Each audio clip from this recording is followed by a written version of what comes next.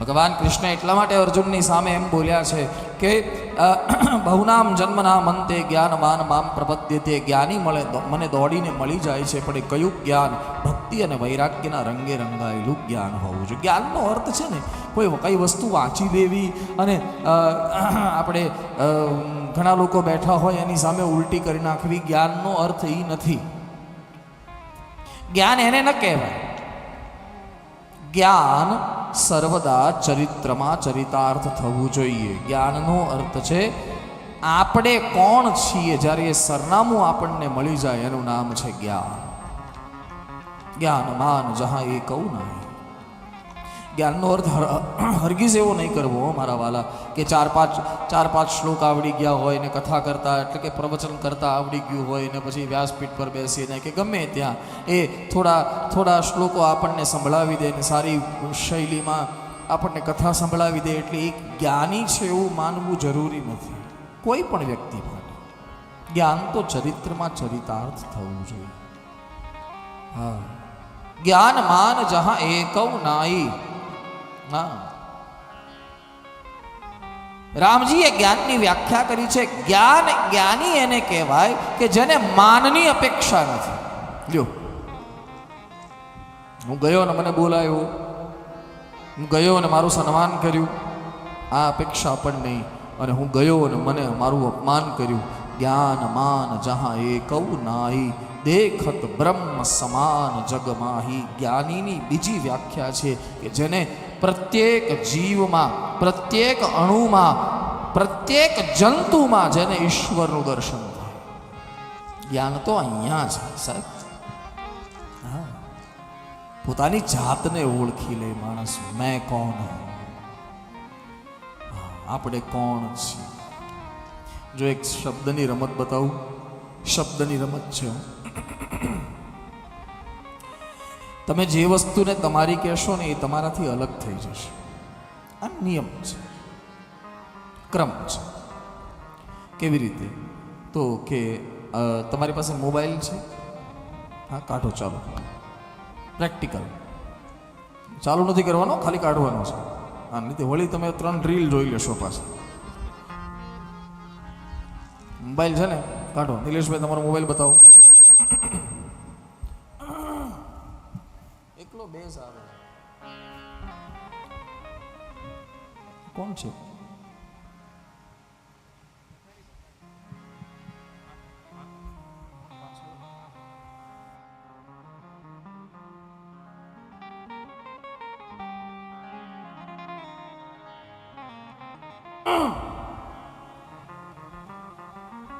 અવાજ કઈ થઈ ગયા. હા, હું શું કહેતો હતો ભાઈ? હા, ફોન કાઢો. ફોન ઊંચો નહીં કરાવું. તમે તમારા ફોનને જુઓ, ચાલુ કર્યા વગર. ચાલુ નથી કરવાનું. હવે તમે મને કહો, આ ફોન કોનો છે? તમારો. ઠીક છે ને? તમે એને ક્લેમ કર્યો કે આ મારો છે, એટલે તમે જુઓ એ ફોન અને તમે અલગ થઈ ગયા. થઈ ગયા ને સમજ પડી? ચાલો પાછું. તમે જે વસ્તુને પોતાની માલિકીનું કહેશો એ વસ્તુ તમારાથી અલગ થઈ જશે. તમે ફોનને તમે એમ કીધું કે હું આ ફોન મારો છે, એનો મતલબ ફોન તમારી માલિકીનો છે. ફોન તમારો જ છે, પણ તમે પોતે ફોન નથી. તમે ને ફોન બે અલગ છો. થયું ક્લિયર કે હજી સમજાવું? કયો અલગ થઈ ગયા ને તમે બંને. તમે એમ કહેશો આ ગાડી મારી છે, એટલે હા, ગાડીના માલિક તમે જરૂર છો. ગાડી તમારી છે, પણ તમે પોતે ગાડી નથી. તમે ને ગાડી બે અલગ છો, તો જ માલિકી સિદ્ધ થાય. આ ઘડિયાળ મારી છે, તો તમે ઘડિયાળ નથી, તમે ઘડિયાળના માલિક છો. તમે પોતે ઘડિયાળ નથી. હવે તમે વિચાર કરો, જે વસ્તુને તમે મારી કીધી અને તમે તમારાથી અલગ કરી નાખી, તો હવે તમે ડૉક્ટર પાસે જાઓ અને ડૉક્ટરને કહો કે મારું માથું બહુ દુખે છે, એનો મતલબ શું થયો? માથું તમારું છે, તમે માથું નથી. તમારું શરીર આખું દુખતું હોય તો તમે શું કહો ડૉક્ટરને? મારું શરીર બહુ દુખે છે. તમે તમારા શરીરને ક્લેમ કર્યો, એટલે કે તમે તમારા શરીરને મારું કીધું. તમારી માલિકી શરીર પર છે. તમે પોતે શરીર નથી. બસ તમે કોણ છો એ જાણી લેવાની ક્રિયા, એનું નામ જ્ઞાન. સમજાય તો? જો અઘરું લાગે તો સાંજે જમી લેજો, કોઈ બહુ વિચારે નહીં ચડતા. જો એમ લાગે આ બહુ અઘરું છે, આ વિષયની વાતો થઈ શકે મારા વાલા. હા, આ તો આટલા બધા લોકો બેઠા, આપણે ચર્ચા કરવી હોય તો કરી શકાય, બાકી આ વિષયને દ્રઢ કરવો બહુ અઘરો છે. પ્રત્યેકમાં ભગવાનનું દર્શન કરવું એ સહેલું નથી, અને કદાચ થઈ પણ જાય તો એને ટકાવી રાખવું બહુ અઘરું છે. અભ્યાસ વગર એ ટકશે નહીં. અત્યારે જે ક્લાસીસ ચાલુ થયા છે ને બધા, કે 15 દિવસમાં ભગવાનની અનુભૂતિ કરો અને 50 દિવસમાં ભગવાનની અનુભૂતિ કરો, ને આવું ઇન્સ્ટા પર ને બધું બહુ ભરે છે. સાવચેત રહેજો બાપુ, આ પૈસા પડાવવા સિવાય બીજા કોઈ ધંધા નથી. હા, કોને થાય અનુભૂતિ? અને જેને અનુભૂતિ થાય, જેને ભગવાનની અનુભૂતિ થઈ જાય સાહેબ, એ જગતમાં બોલી શકે ખરો? એનું મૌન થઈ જાય. અત્યારે આવું બહુ ચાલે છે. હા, આત્માની અનુભૂતિ કરો ને આની અનુભૂતિ કરો ને 15 દિવસનો કોર્સ ને 25 દિવસનો કોર્સ ને આ કોર્સ. મારા જીવનમાં આવી એક ઘટના ઘટી હતી. એક બેને આવો કોર્સ કર્યો. બેનની ઉંમર લગભગ 55 વર્ષ. એણે આવો કોર્સ કર્યો અને પછી મને ફોન કર્યો. મને તો ખબર નહીં કે કોર્સ કર્યો છે, એટલે મને ફોન કર્યો. એટલે મેં કીધું બેન, બહુ સમયે બહુ દિવસે વાત થઈ. જય સિયારામ. તો મને શું કે ખબર, એક આત્માને વંદન છે. લે,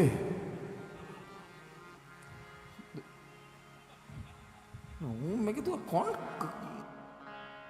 હલો બેન, મને કે હા ભાઈ, એક આત્માને વંદન છે. લે, સારું. બધું બેન કેમ આવું? મને કે ભાઈ, મેં 21 દિવસનો એવો કોર્સ કર્યો કે હું જાણી ગઈ કે હું કોણ છું. હા. મેં કીધું બેન, હું પગે લાગું તમને જો જાણ થઈ ગઈ હોય તો હું તમને પગે લાગું. મને કે એટલું જ નહીં, આ જગત અસત્ય છે એ ખબર પડી ગઈ મને.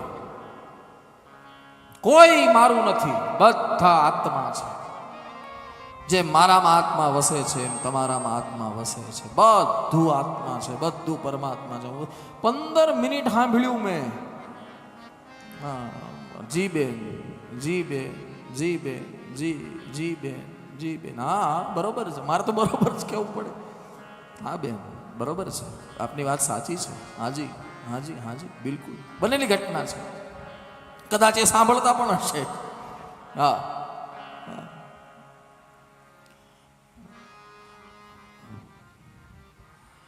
મને કે શરીરના દ્વંદ્વ છૂટી ગયા છે. લે, વાહ, સરસ. પછી વાત બધી પૂરી થઈ એટલે છેલ્લે મેં કીધું કે બેન, હું ભગવાનને પ્રાર્થના કરું કે તમારી આત્માનુભૂતિ અખંડ રહે. આપણે એટલી જ કામના કરીએ કે તમને જે અનુભવ થયો છે એ અખંડ રહે. ફોન મૂકી દીધો. 6 મહિના પછી પાછો ફોન આવ્યો. કેટલા મહિના પછી? 6 મહિના પછી. એટલે સામેથી મેં કીધું, હા, એ બોલે એ પેલા હું ફૂંક મારતો ને. જેવો સામેથી ફોન આવ્યો એટલે બધું એક આત્માને પ્રણામ છે. મને કે મૂકો બધું આ. લે, 6 મહિનામાં બધું કેમ? મને કે મારી વહુ આવીને બહુ ખતરનાક છે ભાઈ. મેં કીધું શું થયું? અરે ભાઈ, મને હેરાન કરી મૂકી છે અને મારી વહુએ તો મારું જીવવાનું. મેં કીધું બેન, તમે તો કહેતા હતા ને કે પ્રત્યેક સંબંધ આત્મા છે. તમે મને 6 મહિના પહેલા હજી એમ કહેતા હતા કે આ જગતમાં પ્રત્યેક અને તમને એ અનુભૂતિ થઈ ગઈ છે. અને મને પછી એણે બહુ સ્પષ્ટ એમ કીધું કે 21 દિવસનો કોર્સ 3 દિવસ ચાલ્યો. 3 દિવસમાં મને બધી ખબર પડી ગઈ કે સાચું ભક્તિ છે. બેન તો 6 મહિના કેમ લગાડ્યા ફોન કરતા?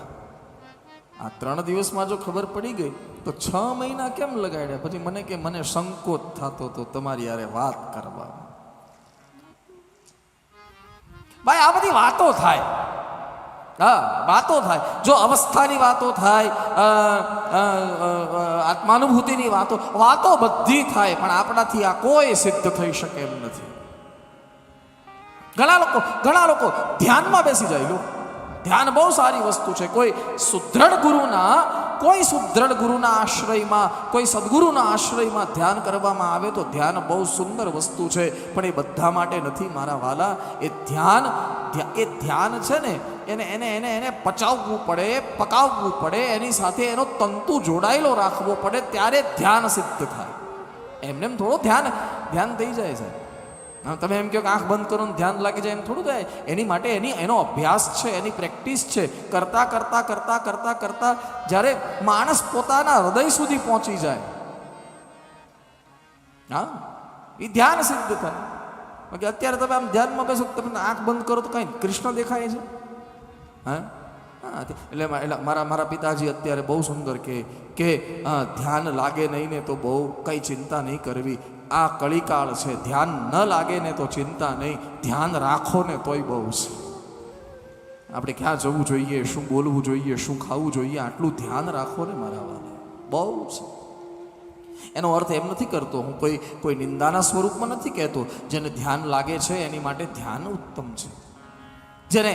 જેને આત્માનુભૂતિ થઈ છે એના માટે હું મારી વાત કરું, મને કાંઈ થયું નથી. યસ, મને કોઈ આત્માનુભૂતિ નથી. મને તો એક વસ્તુ, કૃષ્ણની કથા હું કરું છું, એ પણ જગત માટે નહીં, એને રીઝવવા માટે કરું છું. બસ મને કોઈ પૂછે કે આ કથા વ્યાસપીઠ પર બેસીને તમે શું કરો છો, ત્યારે મારી વ્યાસપીઠ ખાલી એટલું જ કહી શકે કે હું કથાએ નથી કરતો. લ્યો ને, હું તો શબ્દથી મારા કેશવનો શૃંગાર કરું છું. રોજ કોઈ ફૂલથી ભગવાનને શણગારે, કોઈ વસ્ત્રથી ભગવાનને શણગારે, કોઈ અલંકારથી એટલે કે ઘરેણાથી ભગવાનને શણગારે. મારી વ્યાસપીઠ શું કરે છે? મારી વ્યાસપીઠ શબ્દથી ઈશ્વરને શણગારી રહી છે. બસ થાય તો બહુ સારું, પણ પોતાની સ્થિતિ અને પોતાની ગતિ બે પારખી લેવી અને પછી કોઈ પણ માર્ગમાં પ્રવિષ્ટ થવું. હા, આપણે ત્યાં એવું થઈ ગયું છે સાહેબ, એક કરે ને એટલે બધા શરૂ થઈ જાય. હા, એક બેન ધ્યાનમાં જાય ને, ધ્યાનના ક્લાસમાં એટલે 4 ને લેતી જાય પછી હારે, અને બેનો પાછી જલ્દી આમ જતી પણ રહે કે આમાં બહુ આનંદ છે એમ કરીને એ 15 દી ત્યાં પૂરું કરી આવે. નહીં, ભલે કોઈ તમને કહે તો પહેલા એને સમજી લો કે તમારી ગતિ અને તમારી સ્થિતિ, આપણી ગતિ અને સ્થિતિ જો આપણને હા પાડે તો કોઈ વાંધો નથી, પણ જો એ ના પાડે તો પરાણે નહીં કરતા મારા વાલા. ક્યાંક પોતાના પર હીનતાનો ભાવ ન જાગી જાય કે બધા કરી શકે છે અને હું નથી કરી શકતી. આવો જો ભાવ જાગી ગયો ને તો એને પછી ઉઠાવતા, એ હીનતાના ભાવમાંથી નીકળતા બહુ વાર લાગે. એટલે આ વૈરાગ્યની વાતો થાય, જ્ઞાનની વાતો થાય, એની કરતાં શ્રેષ્ઠ ભક્તિ છે. ભગવાનની સાથે જોડાઈ રહ્યો, અને ભક્તિ એક એવી ચાવી છે કે જેનાથી એક દરવાજો ખુલશે ને તો પછી અંદરના એની મેળે વૈરાગ્ય અને જ્ઞાનના દરવાજા એની મેળે ખુલતા આવશે. શરૂઆત ક્યાંથી થાય? બોલે વાસુદેવે ભગવતી. કથા સાંભળવાથી ભક્તિ મળે, ભક્તિથી વૈરાગ્ય દ્રઢ થાય, વૈરાગ્યથી જ્ઞાન મળે, અને જ્ઞાન એ પ્રભુની પ્રાપ્તિ કરાવવામાં સમર્થ છે. હા,